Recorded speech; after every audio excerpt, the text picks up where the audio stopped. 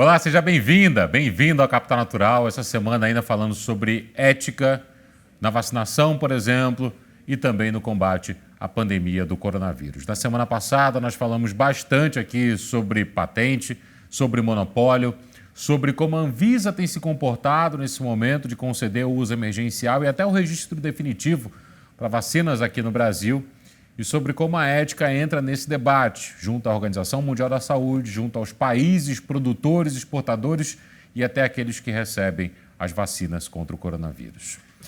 Vamos mais uma vez aos nossos convidados, doutora Lígia Maura Costa, professora titular na Escola de Administração de Empresas de São Paulo, da Fundação Getúlio Vargas, e coordenadora geral do FGV Ethics. Dr. Cláudio Maierovic, médico sanitarista da Fundação Oswaldo Cruz, ex-diretor-presidente da Anvisa, e Felipe Carvalho, coordenador no Brasil da campanha de acesso da organização Médicos Sem Fronteiras, jornalista e mestre em Economia Política Internacional. Bem-vindos mais uma vez, muito obrigado a todos por participarem aqui do Band News TV e também do Capital Natural mais uma vez, debatendo ética. Doutor Cláudio, a gente tem falado bastante sobre o papel da Anvisa nesse momento, o senhor até comentou no último programa sobre o papel da Anvisa nesse uso emergencial e também no registro definitivo de algumas vacinas, mas a Anvisa, ela aprovou o uso emergencial e depois o registro definitivo de uma vacina que está em discussão lá fora sobre a sua eficácia ou não. Na semana retrasada, a agência europeia disse que a vacina de Oxford AstraZeneca tem sim eficácia. Apesar disso, quase 15 países suspenderam de alguma forma o uso dessas vacinas, a aplicação para as suas populações. A Anvisa, nesse momento, ela tem o papel de reafirmar o uso emergencial, o registro definitivo e a eficácia dessa vacina, ou a Anvisa não tem mais o que fazer nessa hora? A Anvisa, depois de aprovar o uso de uma vacina, o registro de um medicamento qualquer, ela tem o papel de acompanhar a vida inteira o que acontece com este produto. É uma ação chamada de farmacovigilância, ou seja, faz a vigilância do que acontece com medicamentos e com fármacos. E ela vem fazendo isso. Nós tivemos alguns rumores de efeitos adversos, efeitos colaterais da vacina na Europa, e isso se espalhou mais rapidamente do que a própria capacidade das agências dos países europeus e da agência da Comunidade Europeia de investigar o que estava acontecendo. Pelas investigações iniciais que houve, e isso já foi fruto de declarações públicas da Agência Europeia de Medicamentos, de várias outras agências e governos, se constatou que há segurança em continuar utilizando a vacina chamada Covishield, desenvolvida pela empresa AstraZeneca em conjunto com a Universidade de Oxford. E aí eu gostaria de perguntar à doutora Lígia sobre ética nos contratos. O governo federal assinou alguns contratos e quando a discussão se deu com a Pfizer, que produz a vacina pela tecnologia RNA, aquela que precisa de um super refrigerador para mantê-la a menos 70 graus, o governo federal disse que a Pfizer não foi muito clara nos itens do contrato. Inclusive a discussão sobre possíveis danos que a vacina pudesse causar se daria em tribunais exteriores e não em tribunais aqui no Brasil. Qual é a ética no contrato de uma vacinação, por exemplo, de vacinas, empresas que estão fornecendo essas vacinas, algo que é tão urgente para o mundo todo? Como é que essa discussão se dá? Acho que essa discussão, a primeira coisa que se deve buscar é transparência. Acho que quanto mais tivermos acesso aos contratos que foram firmados, não só da Pfizer aqui com o governo no Brasil, mas também da Pfizer com os outros países, melhor nós vamos entender o que estaria por trás dessa preocupação da empresa, se de fato existir cláusulas contratuais. E tentar, com isso, entender e tentar mostrar para a empresa que talvez isso não seja o caso de se colocar diante de uma pandemia. Então, eu acho que a ética está nas próprias negociações entre as partes para que seja dado transparência cada vez maior ao grande público, para que todos, não só no Brasil, mas para que em todos os países a comunidade civil, a sociedade civil, para usar a expressão mais correta, ela tenha acesso a esses contratos que foram firmados, aos preços que foram pagos, ao tipo de medicamento que foi comprado, inclusive para aumentar a segurança dessas pessoas, né, de todos nós, na vacinação, para dizer, não, eu sei o que eu estou sendo, de que vacina eu estou sendo vacinada, como ela foi comprada, quais foram os contratos que foram assinados. E, além do que, eu acho que seria muito importante a transparência também para os países mais pobres, porque saberíamos que não estão sendo explorados os países mais pobres nas aquisições de vacinas. Felipe, a Médicos Sem Fronteiras consegue ter acesso a informações que são satisfatórias ou vocês sentem falta de informações por parte de governos e até mesmo de empresas que atuam nesse momento? Sejam empresas de vacinação, empresas responsáveis por kits ou por alguns outros equipamentos. Não, de fato a gente sente muito essa falta de informação, eu concordo totalmente com a doutora Lígia, né? Há uma falta de transparência em vários níveis, realmente prejudicial para essa resposta de saúde pública que a gente precisa, né? Como ela comentou no final, inclusive transparência sobre os preços, né? Porque a gente já viu agora uma situação que revela como isso é preocupante, com a vacina da AstraZeneca, né? Foi revelado que em alguns países africanos o preço é 3 vezes do que o preço que está sendo cobrado na Europa, né? Então isso dificulta que esses países consigam comprar e distribuir as quantidades que são. Então, essa transparência dos preços ela é muito importante. A gente também pede transparência em relação ao custo de produção, né, porque o preço ele é definido com base em quanto custa a produção. E essa é uma informação que também deveria ser aberta, né, para que os preços possam ser avaliados com base em dados concretos. E porque a gente também pede transparência sobre os investimentos em pesquisa.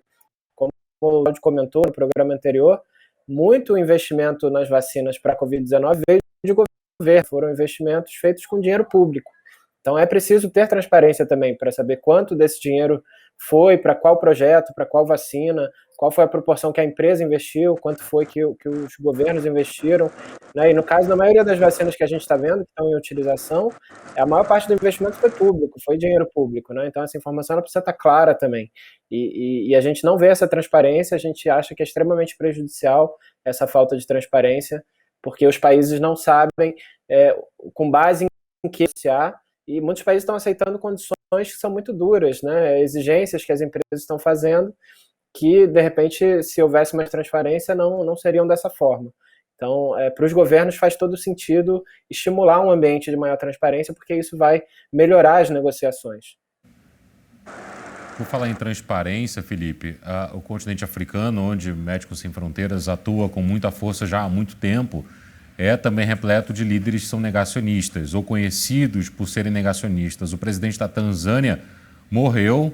Alguns opositores dizem que em decorrência da Covid-19, as informações oficiais não dão conta disso, mas fato é que ele se negou a comprar vacinas, disse que com reza e com uma bebida local os moradores poderiam estar limpos e fora do ambiente da Covid-19. Como é que os líderes negacionistas acabam atrapalhando nessa hora a atuação de profissionais da área da saúde?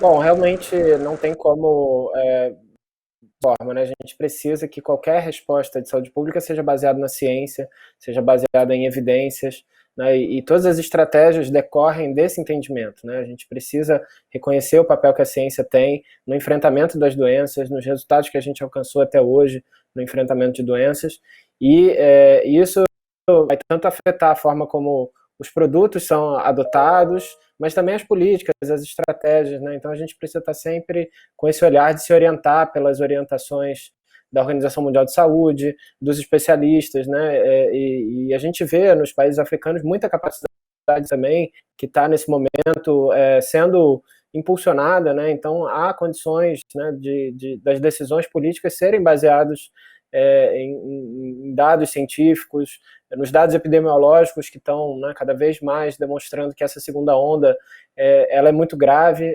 Nos países africanos a gente vê claramente que a primeira onda foi muito mais branda do que essa segunda onda, e muitos países estão numa situação que historicamente, escassez de profissionais de saúde. Né? Nesses países a vacinação não está chegando, por várias falhas que a gente tem comentado aqui, tanto das empresas como dos governos. Então, os poucos profissionais de saúde que existem, a grande parte está se infectando, né, e está tendo que se afastar. Então, a gente está numa situação de beira do colapso, né, que pode ter consequências de muito longo prazo para os sistemas de saúde, para as economias desses países. Então, é realmente um momento de entender a importância de basear qualquer estratégia na ciência. Doutor Cláudio, a cobertura vacinal do Brasil apresenta uma queda bem drástica a partir de 2017, inclusive até com a volta do sarampo. Na opinião do senhor, o negacionismo, as fake news, elas contribuíram para que o brasileiro deixasse de tomar vacinas ou pelo menos diminuísse a frequência nos postos? Bom, eu tive sob minha responsabilidade no Ministério da Saúde o Programa Nacional de Imunizações durante o período 2011 a 2016. Já enfrentávamos fake news, mas que eram diluídas na sociedade. Apesar disso, tínhamos que desenvolver sistematicamente campanhas de comunicação para divulgar as vacinas, para falar da sua importância, para levar conhecimento e informação à população. Isso deixou de ser feito. Além disso, as fake news ganharam um grande aliado, que é o próprio governo. Hoje a gente vê um presidente da República que fala em cadeia de TV que não vai se vacinar, ao contrário de dirigentes da maior parte dos países do mundo que fazem questão de aparecer tomando a primeira dose da vacina no país, ou logo entre os primeiros vacinados. Isso ameaça muito a própria credibilidade da vacina, porque muita gente acredita no presidente da República mais até do que acredita nos cientistas, nos médicos, nos técnicos, nos profissionais de saúde. Então nós precisamos de campanhas esclarecedoras e precisamos de uma voz única de governo que fale da importância da vacina e que traga de maneira transparente os conhecimentos sobre vantagens e eventuais riscos da vacinação. Doutora Lígia, gostaria de ouvir também da senhora sobre esse tema. E aí perguntar também o que as empresas aprenderam ou podem aprender no trato com os governos nesse momento de pandemia, seja para negociar kits ou negociar vacinas, por exemplo, quando você tem um cliente que pode fazer o uso político daquela venda, daquela negociação. Antes de mais nada, eu acho que eu vou falar uma palavra que hoje em dia eu vou falar em inglês, mas é porque é o que se mais usa, seria compliance, né? E compliance, ela tem vários focos, sendo um deles o combate à corrupção. E em matéria de compliance, de integridade, de ética, seja para governos, seja para empresas, o que é fundamental é o exemplo. Então, eu pego um pouco o gancho do que disse o Dr. Cláudio, o exemplo do líder é muito importante para que você tenha integridade numa empresa, integridade nos seus contratos e integridade, por exemplo, em um país. Eu acho que hoje em dia as empresas no pós-Lava Jato, elas aprenderam que compliance é importante, elas desenvolveram sistemas de compliance e elas têm trabalhado há bastante tempo com sistemas de integridade, com melhoria de integridade através de melhores indicadores dentro das próprias empresas. E então o que se espera? Se espera que eventualmente essas empresas entendam que esse tipo de exemplo que você acabou de dar é um problema de conflito de interesses, e conflito de interesses é corrupção. E corrupção, todos nós sabemos que é crime. Então, é isso que é fundamental que se entenda e perceba que mesmo que talvez hoje o combate à corrupção esteja em suspenso ou não esteja sendo feito como se fazia antes, isso não significa que ele não pode mudar e que não pode voltarmos a ter um combate firme contra a corrupção e pegarmos todos os casos que aconteceram, ainda mais durante uma pandemia, e criminalizarmos esses empresários que, com acordos antiéticos e não íntegros com governos, acabaram, na verdade, comprometendo as finanças públicas em prol de benefício de muito poucos. Então, isso precisa muito ser combatido e eu espero que o Departamento de Compliance das empresas esteja alerta e evite cair nas tentações, que são muitas, ainda mais numa época de pandemia e ainda mais num setor, que é o setor da saúde, que é tradicionalmente um setor muito sujeito a problemas de corrupção, em função do grande volume de compras governamentais que são feitas por este setor.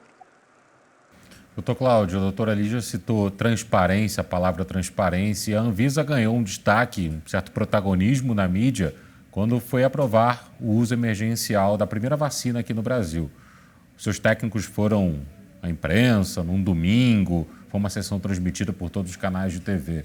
Na opinião do senhor, essa espetacularização da agência pode trazer algum mal ou o senhor acredita que não afeta o trabalho dos técnicos que lá estão já há muitos anos? Bom, eu acho que a transparência nunca é excessiva.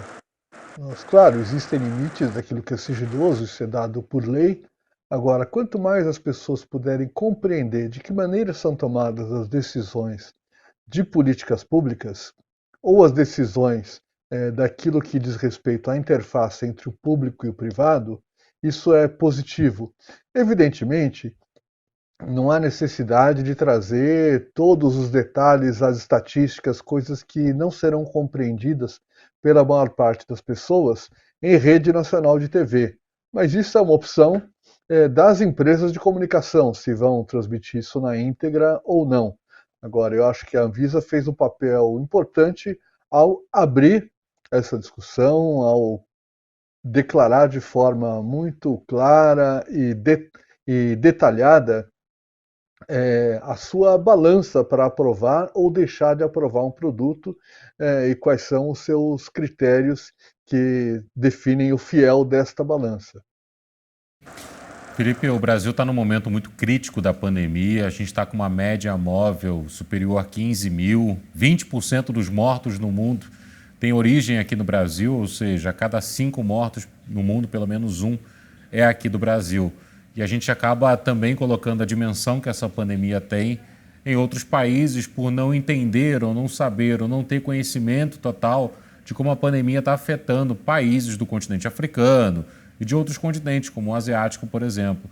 Qual a notícia que você tem do andamento da Covid-19 na área de atuação do Médicos Sem Fronteiras? É uma doença que acaba competindo, digamos assim, com outras doenças que lá já estavam, e aí eu já abro o caminho aqui para a gente poder ter uma discussão sanitária também com relação ao nosso dia a dia, à nossa realidade.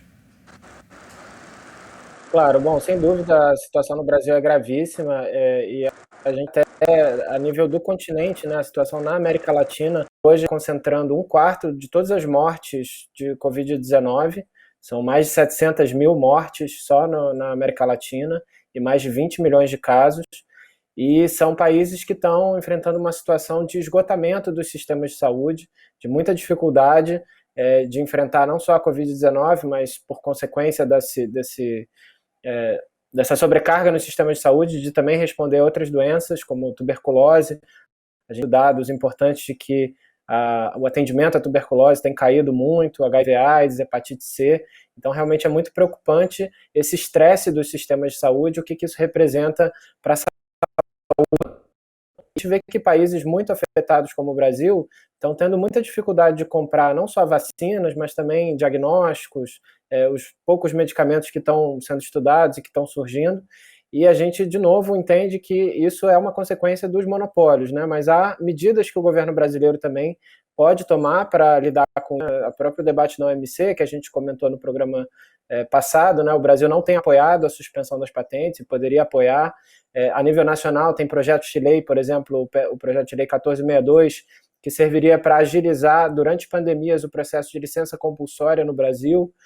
Tem agora, no dia 7 de abril, um julgamento muito importante do Supremo Tribunal Federal sobre a duração das patentes, que o Brasil tem uma regra no mundo que permite que as patentes durem mais tempo, e isso está afetando medicamentos, inclusive medicamentos que estão sendo estudados para a Covid-19. Então, tem medidas que podem para melhorar o acesso às tecnologias de saúde e enfrentar da melhor maneira possível com as melhores ferramentas que existem. essa crise de saúde pública. Doutor Cláudio, Felipe citou algumas doenças que estão presentes no mundo em meio à pandemia da Covid-19, ou seja, não deixamos de ter casos de tuberculose, por exemplo, e de outras doenças. Não faz muito tempo nós fizemos o Capital Natural para falar sobre como a pandemia tem afetado diretamente as favelas do Brasil e as áreas periféricas como um todo. Falta pano de chão, falta detergente, álcool gel, máscara, coisas simples para muitos brasileiros da classe média e também que têm condições de comprar, mas que é muito difícil ter para quem mora em áreas onde isso realmente é muito difícil de ser encontrado. Como médico sanitarista, como tratar uma pandemia nesse Brasil tão desigual assim? Não é só aplicar vacina ou distanciamento social, a discussão é muito mais profunda, né? Vamos lembrar que quando a pandemia nos atingiu, nós já estávamos numa crise econômica gravíssima nesse país. E já vínhamos com um desinvestimento, com falta de recursos para a saúde, especialmente após a definição do teto orçamentário, ainda no ano anterior. Então, não se trata de uma pandemia que caiu como um raio sobre nós, um país em que estava tudo bem. Nós já vínhamos com problemas seríssimos. As nossas equipes da chamada Atenção Primária à Saúde, que são as equipes de saúde da família, as equipes das unidades de saúde, que estão perto das pessoas, já vinham sofrendo com a perda de gente, com a falta de investimentos, com a falta de recursos. E a pandemia veio a agravar mais ainda essa situação, na medida em que unidades de saúde que já tinham dificuldade para atender as doenças conhecidas, as pessoas que faziam acompanhamento para tuberculose, para diabetes, para hipertensão e outras tantas, passaram a ter um concorrente enorme no acesso aos profissionais, que foram as pessoas afetadas pela pandemia.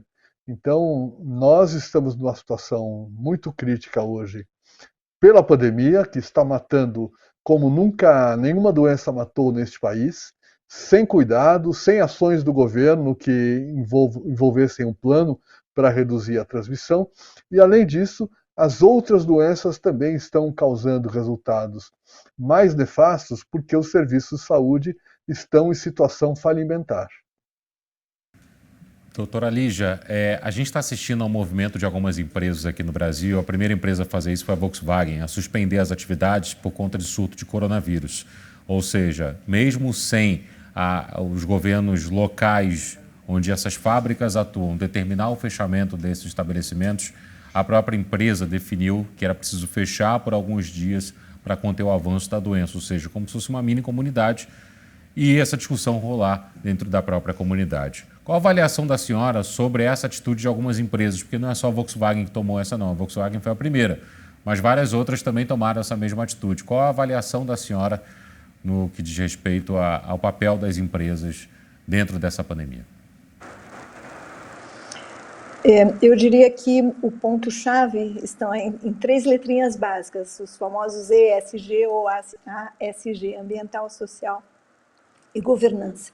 Acho que é um exemplo de responsabilidade social corporativa que foi dado pela Volkswagen, tendo em vista que ela não teria como garantir a saúde dos seus funcionários. Ela entendeu que ela perderia menos, né, economicamente de fechar as fábricas, poupando em vidas e poupando na saúde dos seus funcionários.